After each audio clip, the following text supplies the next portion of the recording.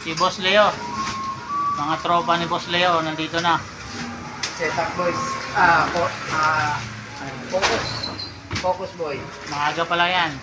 Wala pa alas 8. 10 minutes to 8. O yan. Nandito na kami. Mamaya kita-kita tayo. Mga 5 balik kami dito.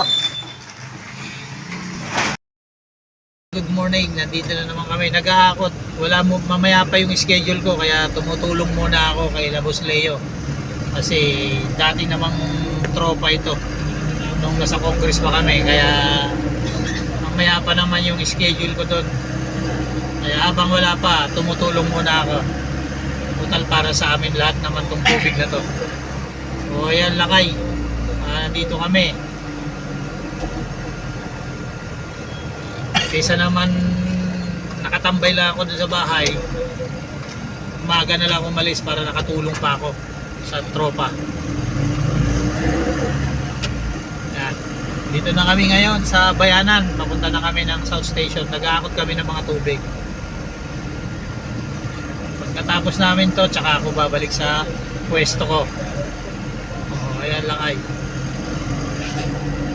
Ayan yung kasama namin. Tatlo na sa loob. Ito si Boss Rene, ang tirador ng kaning lamig. Ayan. Kaya ingat-ingat tayo lahat ng mga sasali sa programang ito. Ingat-ingat. God bless. Morning lakay. Dito na kami. Magbababa na kami ng tubig. Ito yung tent.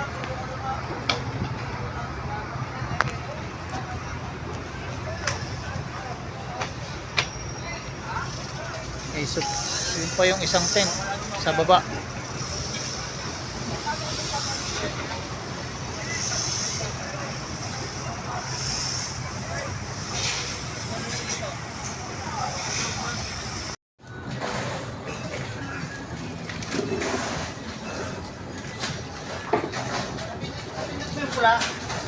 Baka i-post mo yan ha.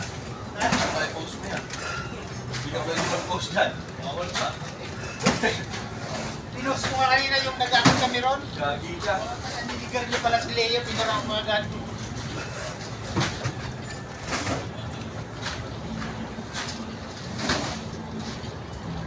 Kaya ka, bawal pa mag-post.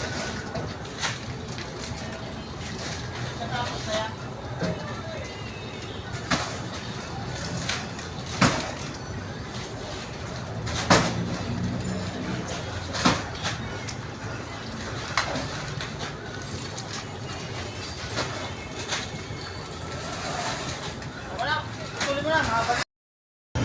Direksyon na naman, lakay. Kasama ko naman ang magiting na si Boss Rene, ang instructor ko sa pagdadrive. Bali 3 taon na mula nung tinuruan niya ako. Ngayon magkasama ulit kami. Baka siguro maturuan din ako ng manual pag nagkasama pa kami. Kasi nung una tinuruan niya sa akin matic, ngayon manual naman pag may time.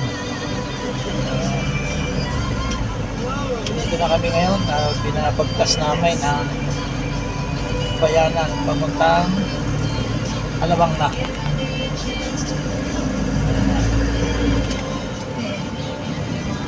Makulimlim, maganda yung panahon, ambon-ambon. Kaso nga lang sakit ang kukunin natin ito. Ingat-ingat kayo, God bless.